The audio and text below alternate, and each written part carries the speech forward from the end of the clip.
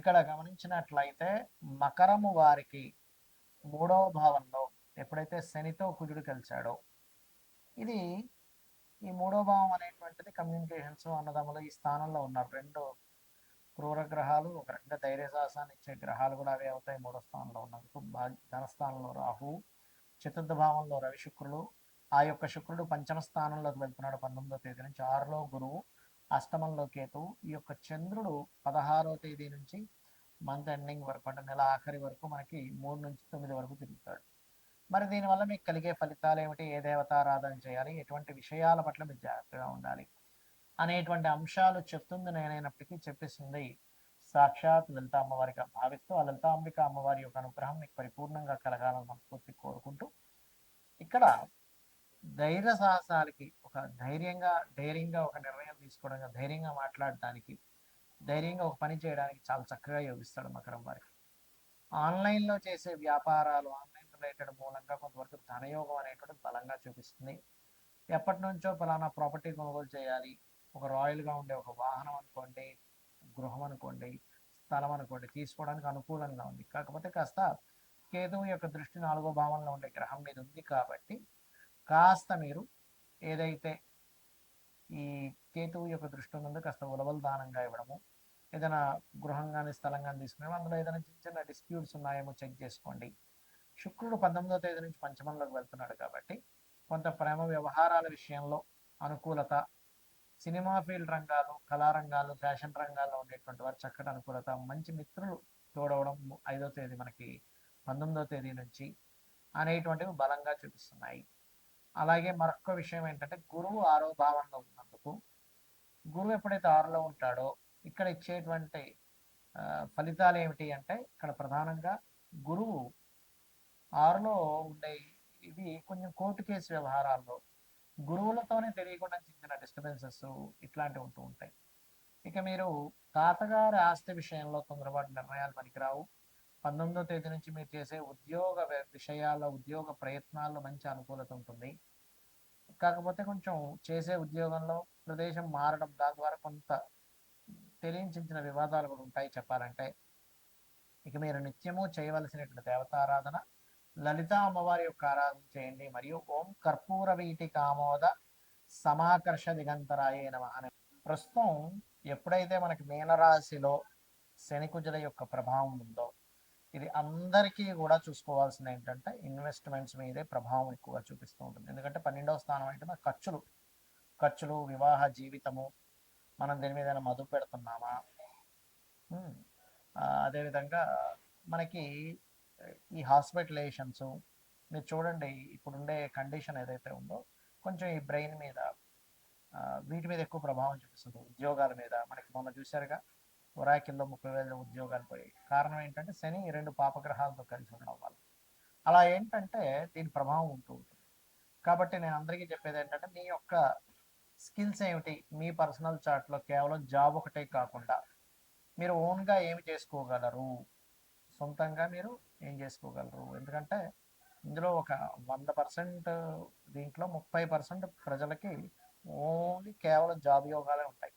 అంటే ఇంక వాళ్ళు జాబ్ తప్పితే ఇంకోటి చేయలేదు, నాకు వద్దు, నేను ధైర్యం చేయలేదు, నాకు ఏదో చిన్న జాబ్ అయినా పెద్ద జాబ్ అయినా చేసుకుంటా అంటారు.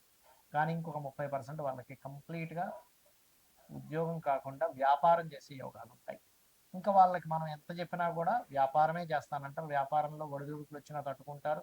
ఏదైనా సరే వ్యాపారంలో ఉంటారు. నష్టాలు వస్తున్నా అమ్మేసుకోనైనా కూడా. ఇంకొక 30-35% పీపుల్, పర్టికులర్గా 30-40% ఆఫ్ పీపుల్కి ఒకవైపు ఉద్యోగము, ఒకవైపు వ్యాపారము ఉంటుంది.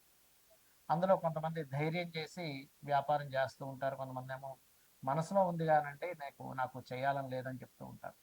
చేయలేకపోతున్నాను, ధైర్యం చేయలేకపోతున్నాను అంటారు. కానీ ఇప్పుడు మనకున్నటువంటి గ్రహస్థితులు ఏం చెప్తున్నాయంటే, 4 ఏళ్ల క్రితం కూడా నేను మీకు నా వీడియోలు చూడండి తెలుస్తుంది. శని కుంభంలో ఉన్నప్పుడే చెప్పాను 4 ఏళ్ల క్రితం. ఇది రాబోయే రోజులు మనం సొంతంగా మనమే ఏదైనా ఒక వృత్తిని క్రియేట్ చేసుకోవాలి, మనలో ఉన్న స్కిల్స్ ఏంటో గుర్తించాలి, మన ధనయోగాలు ఏంటో గుర్తించాలని చెప్పాను. అయితే ఇప్పుడు మరలా ఒకసారి అసలు మీ జన్మజాతకంలో ఏ కాంబినేషన్స్ ఉంటాయి, ఏ వ్యాపారం వైపు వెళ్ళొచ్చు అనేది తెలుసుకోవచ్చు. అది ఎలాగో చెప్తాను నేను మీకు.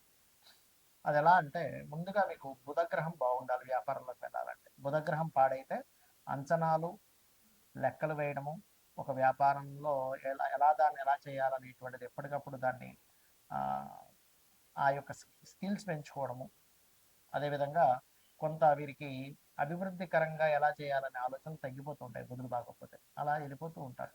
బుధుడు బాగుంటే ఒక రోజు నష్టం వచ్చినా ఇంకో రోజు బాగా చూసుకుంటారు. ముందుగా బుధుడు బాగుండాలి. రెండవది, మీ జన్మజాతకంలో సర్వీసెస్ ఇచ్చే వ్యాపారమా, ప్రోడక్ట్ రిలేటెడ్ వ్యాపారమా తెలుసుకోవాలి. మీడియేటింగ్ చేసేదా, ఒక్కొక్కసారి ప్రోడక్టే కానీ మీడియేటింగ్ ద్వారా ఉంటుంది.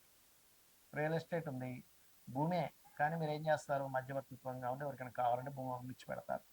మరికొంతమందికి సర్వీసెస్ ఓన్లీ ఎలాగా అంటే ఇప్పుడు లా సర్వీసు, కారు అమ్మడం ప్రోడక్ట్ అనుకుంటే కారు రిపేర్ సర్వీసు, కార్ కావచ్చు, ఫోన్ కావచ్చు, బైక్ కావచ్చు, ఇప్పుడు నాలాంటి ఆస్ట్రాలజీ కావచ్చు, వాస్తు కావచ్చు, టీచింగ్ కావచ్చు, కన్సల్టెన్సీ సెంటర్స్ కావచ్చు, ఇవన్నీ సర్వీసెస్. అంటే మీ జన్మజాతకంలో సర్వీసెస్తా లేకపోతే ప్రోడక్టా, ఇది ఎట్లా చూస్తాం. 12వ స్థానం సంబంధం వస్తే సర్వీసెస్, 4th హౌస్ రిలేటెడ్ సంబంధాలు వస్తే ప్రోడక్ట్. ఇవేమీ కాకుండా ఉన్నాయంటే ప్రోడక్ట్, కార్ కూడా ఎక్కడ ఉన్నాడనేది చూసుకోవాలి. రైట్.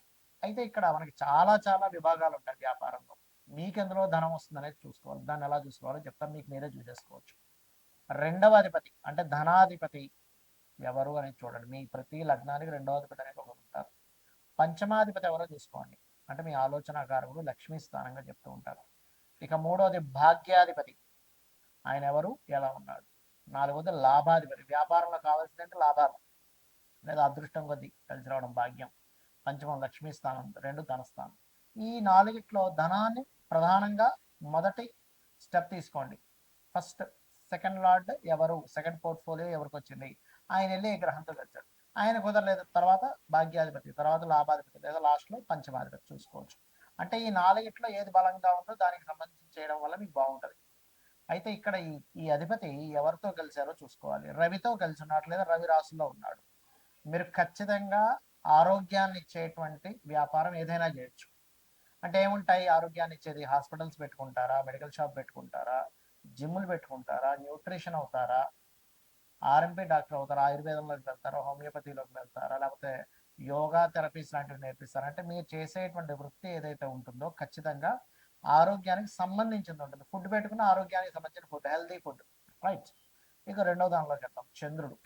చంద్రుడు అంటే కంప్లీట్గా ఫుడ్డేనండి. ఫుడ్, ట్రాన్స్పోర్టేషను, లిక్విడ్ రిలేటెడ్ అంటే వాటర్ కావచ్చు, జ్యూసెస్ కావచ్చు, లేకపోతే వస్త్రాలు కూడా చంద్రుడిలోకి వస్తాయి. కాకపోతే లగ్జరీ వస్త్రాలు అంటే చంద్రుడు, శుక్రుడు వస్తాడు, అలా మారుతూ ఉంటుంది.